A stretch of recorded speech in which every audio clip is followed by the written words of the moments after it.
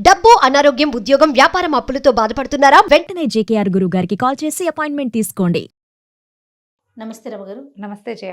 రమగారు, దేవుళ్ళ గురించి స్టోరీలు చెప్పేటప్పుడు జనరల్గా భక్తుల గురించి, దేవుళ్ళ గురించి కాదు భక్తుల గురించి బాగా తపస్సు చేస్తారు. ఏదో ఒక దేవుడు బ్రహ్మనో విష్ణువో మహేశ్వరుడో ప్రసన్నం అవటం, మీకు ఏం వరాలు కావాలి కోరుకోండి అంటాం. వీళ్ళకి ఇష్టం వచ్చిన వరాలు కోరుకోవటం. ఆ వరం వచ్చిన వెంటనే విరవీగటం కదండి. మళ్ళీ వీళ్ళని అంతం చేయటానికి ఇంకొక అవతారంలో రావటం. నాకు అనిపిస్తుంది అసలు వరం ఎందుకు ఇవ్వాలి?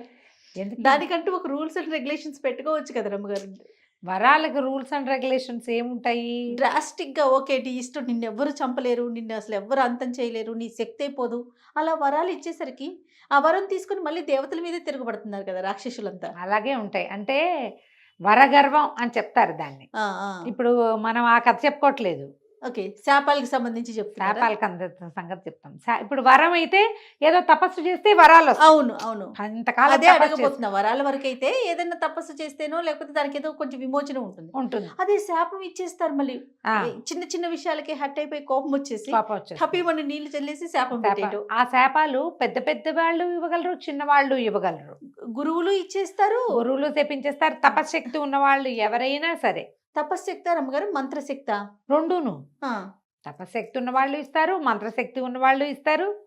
మనం చేసే చిన్న చిన్న పొరపాట్లు కూడా మనకి శాపాలుగా పరిణమిస్తాయి జయ. మనం ఒక్కోసారి దాన్ని గ్రహించుకోలేకపోతాం. అంటే ఎట్లా అంటారు? అంటే ఇప్పుడు ఎవరైనా బాగులేదనుకో, ఎవరైనా ఏదో మనుషుల మొహాలు ఎవరి మొహాలు వాళ్ళవి కదా, ఆ బాగుండలేదని వెటకారంగా మాట్లాడతారు చూడు, చివరికి వాళ్ళకి అలాంటిదే సంప్రాప్తిస్తుంది. ప్రత్యక్షంగా నీకు ఇలా అయిపోతుందని అవతల వాళ్ళు అన్నా అనకపోయినా ఏదో ఒక రూపంలో మనం అది ఫేస్ అనుభవించాల్సి వస్తాం, అది అనుభవించాల్సి వస్తాం. అలాంటి ఓ కథ చెప్తా తప్పకుండా. జనరల్గా మనం ఇవి చూస్తూనే ఉంటాం. చిన్నప్పుడు మాట వినకుండా అదిరిపాటుగా ఉన్నవాళ్ళు పిల్లలు పెద్దయ్యాక వాళ్ళ పిల్లలు అలాంటి పిల్లలు సంప్రాప్తిస్తారు. అవును, ఇది వింటాం కదా, వింటాం బాగా. వాళ్ళ అమ్మని తెగ కాల్చూ తినేది సేమ్ అలాంటి పిల్లలే పుట్టారు ఇప్పుడు అనేసి. అత్తగారిని సతాయించిన కోడలు దానికి కాల్చుకు తినే కోడళ్ళు వస్తాయి. మనం అలాంటివి చూస్తాం కదా. వస్తారు మన ఎదురుకుండానే కొన్ని జరుగుతూ ఉంటాయి. అవునవునవును. ఏదో ఒక కథ అలా గుర్తుంది నాకు. ఎంతసేపు తన ఫ్రెండ్ ఒకడు ఎర్లీగా పుట్టేశాడని ఎక్కిరిచ్చేవాడు వాడు ఒక ఆయన. నువ్వు నెల తక్కువ వాడివి నువ్వు చెప్పేవాడివేనా అని. తీరా ఆయన భార్యకి 7వ నెలలో కవలలు పుట్టారట, ఇద్దరు పిల్లలు. Tit for tat.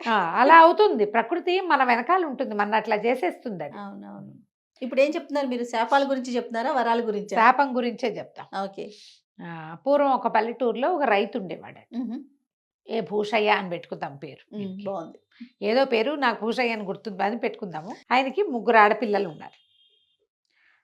సరే, ఈ 3 ఆడపిల్లలు చక్కగా ముద్దుగా చూసుకునేవాడు. ఒకనాడు ఆయన గిత్తలు అమ్మడానికి తన గిత్తని సంతలో అమ్మడానికి బయలుదేరాడు. సరే, అమ్మడానికి వెళ్తూ అమ్మాయి పట్టణంలో విత్తనం అమ్ముతా కదా, డబ్బులు వస్తాయి కదా, మంచి బేరం కుదిరితే ఏం కావాలి అని అడిగాడు. పెద్దమ్మాయి ఏమో నాన్న ఎండ రంగు చీర పట్టరా నాన్న అంది. ఎండ రంగు ఎరుపు అనమాట. పల్లెటూళ్ళల్లో మాటలవి. చిన్నమ్మాయి రెండో అమ్మాయి ఏమో మబ్బు రంగు చీర పట్టుకురమంది. మూడో పిల్లంది నాన్న మల్లెపూలు అంటే ఎంతో ఇష్టం, దాని పేరు మల్లిక, ఒక్క మల్లెపూ అయినా పట్టరని నాన్న నా కోసము అంది. అది వర్షాకాలం. అక్కడి నుంచి ఈయన వెళ్ళాడు చక్కగా గిత్త మంచి బేరానికి పోయింది. పెద్ద పిల్లలిద్దరికి చెరుకో చీరలు కొనేసాడు. ఇక బజారంతా చూసినా ఎక్కడ మల్లె పువ్వు పేరు కూడా లేదు. అయ్యో పిల్ల కోరిక తీర్చలేకపోయానని అనుకుంటూ బయలుదేరితే కొంత దూరం వచ్చేసరికల్లా పెద్ద మబ్బులు, కారు మబ్బులు వచ్చేసి పిచ్చగా వాన పడిపోయింది. రహదారి మీద వెళ్తే అందుకోలేను, ఇంటికి చేరలేను ఈ వానలో అని బీళ్ళకి అడ్డం పడి కాస్త ఏదో చెట్ల కిందైనా తలదాచుకోవచ్చని బీళ్ళ వైపుకి పొలాల్లో చేలల్లోంచి నడవడం మొదలుపెట్టాడు ఊరు వైపుకి. అయితే ఈ చేలల వైపుకి వెళ్ళి దారి తప్పిపోయాడు. వానకి ఆ మెరుపుల్లో వర్షానికి అక్కడ ఇక్కడ ఆగి నడుస్తుంటే ఈ దారిలో పెద్ద చెట్లు ఏం లేక పక్కకెళ్ళి అటెళ్ళి ఇటెళ్ళి ఎక్కడికో వెళ్ళిపోయాడు. కన్ను పొడుచుకున్నా కానరాని చీకటి, జోరుమని వాన, నిలువునా తడిసిపోయాడు. కొనుక్కున్న బట్టలు తడిసిపోయినాయి, డబ్బులు తడిసిపోయినాయి. ఏం చేయాలో తెలీదు. దూరంగా ఒక దీపం కనపడింది. ఎవరిదో ఇల్లే ఉంటుంది. రాత్రికి తల దాచుకుని వెళ్దామని చూశాడు. అదో పెద్ద రాజభవనం లాగా ఉంది, చాలా పెద్దది. ఏవో చెట్లు గిట్లు ఉన్నాయి బయట, చీకట్లో చెట్లు ఏం కానొస్తాయి, ఏవో ఉంది. అక్కడి నుంచి దొబలితే తలుపు తెరిచింది. తలుపు తెరుచుగానే అదేం పాత ఇల్లు కాదు, మనిషి నివాసం ఉన్నట్టుగానే ఉంది. అక్కడ ఎవరో ఉన్నారు ఇక్కడ. ఏమిటా అని లోపలికి వెళ్ళాడు. లోపలికి వెళ్తే లోపల చక్కగా వంట అయింది, ఘుమఘుమలాడుతూ వాసన వస్తుంది. ఈయన ఆ వానలో పడి నడిచి నడిచి ఎప్పుడో సాయంకాలం బయలుదేరాడు. చీకటి పడేసరికి ఇల్లు చేరిపోతా ఉంటే అర్ధరాత్రికి ఇక్కడ చేరాడు. ఆకలి వేసేస్తుంది, వంటకాల వాసనకి ఆకలి దహించుకుపోతోంది. అన్ని గదులు చూశాడు, ఎవ్వరూ లేరు. పిట్ట పురుగు లేదు, మంచాలు కుంచాలు ఉన్నాయి, కుర్చీలు ఉన్నాయి, వంట తయారుగా ఉంది. సరే ఈయన ఏం చేశాడు, బట్టలు పిండి తనవి ఆ పొయ్యి సెగంత వేడిగా ఉంది, వంట ఇంట్లో పొయ్యి సెగన ఆరేసి అక్కడ ఏదో గావంచాలు లాంటిది ఉంటే అది కట్టుకుని శుభ్రంగా అన్నం వడ్డించుకుని తినేసి వెళ్ళి ఆ గదిలో మంచం మీద దుప్పటి కప్పుకొని పరుచుకొని నిద్రపోయాడు. ఎవ్వరూ లేరు, ఎవ్వరూ రాల. తెల్లారేసరికల్లా తెల్లారి ఎవరూ లేరు. ఈయన బట్టలు ఆరిపోయినాయి, పిల్లల కోసం తెచ్చిన కొత్త బట్టలు తడిసినాయి, అవి కూడా పక్కన పెట్టాడు, కొంచెం ఆరిపోయినాయి. అవి ఇవి సవరించుకున్నాడు. సరే మరి బయటకు వచ్చాడు. వెళ్ళిపోవటానికి బయటకు వెళ్తే ఈ రాజభవనంలో ఉన్న ఇంటి పక్కన పెద్ద మల్లెపోతుంది, దాని నిండా పువ్వులే. ఎంత సంతోషించాడు. పెళ్ళి అడిగిన పువ్వులు చక్కగా ఇక్కడ కనపడుతున్నాయి, రాత్రి ఆగిపోయాం, కోద్దామని ఒక మల్లె పువ్వు తుంచాడు. తుంచేసరికి ఒక జర జర అని ఏదో చప్పుడైంది, జర జర ఏదో నేల మీద గీరుతున్న శబ్దం. ఇతను అటు ఇటు చూసేసరికల్లా ఒక పెద్ద రాకాసి బల్లి లాంటి ఒక ఆకారం బయటకు వచ్చింది. ఎర్రటి కళ్ళు గట్టిగా అడిగింది, ఏయ్ నా మల్లెపువ్వు ఎందుకు కోసావు నువ్వు? అడిగేసరికల్లా మనుష్య భాషలో అడిగింది. తను నిర్ఘాంతపోయి, అయ్యా క్షమించండి, క్షమించిన ఆయన, నువ్వెవరో నాకు తెలీదు, రాత్రి వానకి దారి తప్పిపోయి ఇక్కడికి వచ్చాను, మరి నాకు ఆడపిల్లలు, నా పిల్ల అమ్మాయి అడిగిందని మల్లెపువ్వు అమ్మాయి కోసం కోసాను. నీకు ఎంతమంది కూతుళ్ళు ఉన్నారా?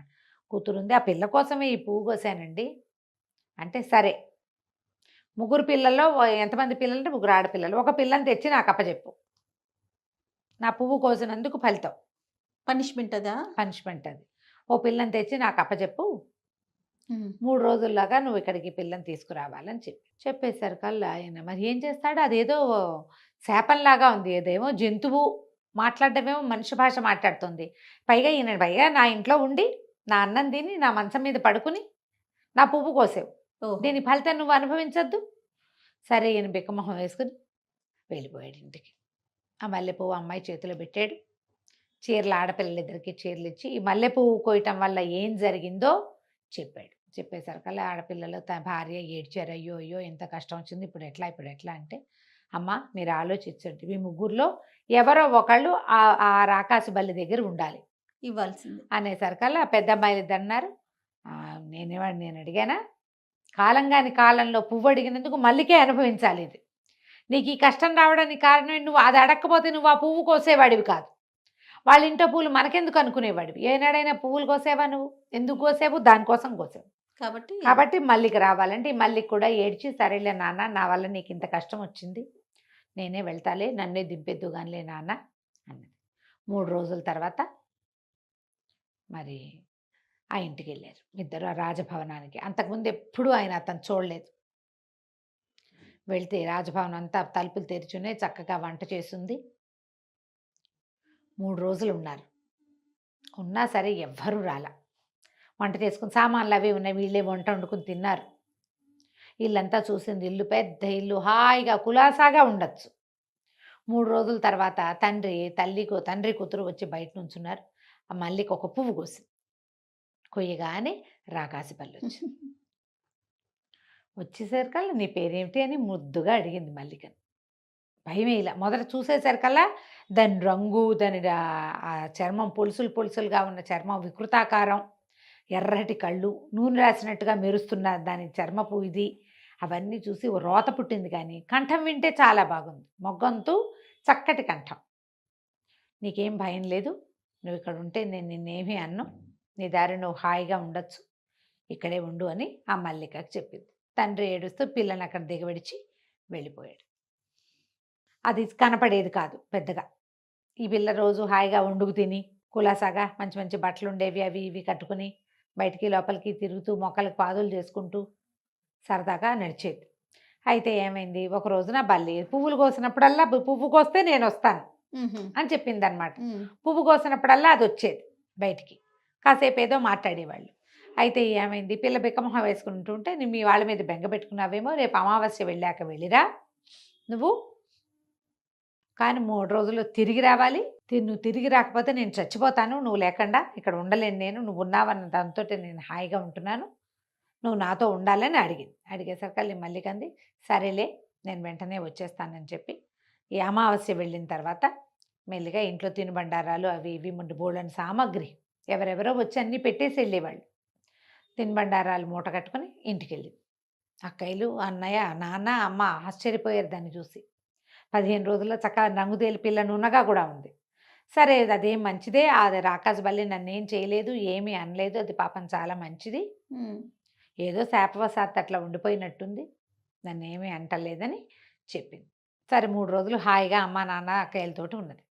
3 రోజుల తర్వాత వెళ్తాను వచ్చేయమంది అని చెప్పేసరికి వాళ్ళు ఇంకో రోజు ఉండు అని చాలా బలవంత పెట్టారు. బలవంత పెట్టేసరికి అలా ఇంకొక రోజు ఉండిపోయింది. భయం వేసింది, వెళ్ళకపోతే ఏమైనా అవుతుందేమోనని. 3 రోజుల తర్వాత ఒక రోజు ఉండి తర్వాత రోజు సాయంకాలం వెళ్ళేసరికల్లా మల్లిక దీనికి అర్థం కాల, చెట్టు అంతా వాడిపోయి ఉంది, ఆ మల్లెపువ్వు చెట్టు. అయ్యో. మొగలన్నీ తల వేలాడేసి ఉన్నాయి. ఇది ఆశ్చర్యపోయి, ఇదేంటి నేను వెళ్ళేటప్పుడు చెట్టు నిండా పువ్వులు ఉన్నాయి కదా, మ్. ఎప్పుడు మొగ్గ విడవకుండా పువ్వులు విడుస్తూనే ఉంటాయి, మొగ్గలు వస్తూనే ఉంటాయి. అక్కడి నుంచి ఆ చెట్టు మీద చెయ్యి వేసేసరికల్లా బల్లి, చచ్చిపోయేటట్టుగా ఉన్న బల్లి కనపడింది అతనికి, ఆ రాక్షస బల్లి ఆ పిల్లకి. మ్. అయితే తెలిపోయి, ఏంటి ఇదేమిటి ఇలా అయిపోయావంటే, మల్లిక నువ్వు రాకపోతే చచ్చిపోయేవాడిని అనేసరికి దీనికి ఎంత బాధ వేసిందో.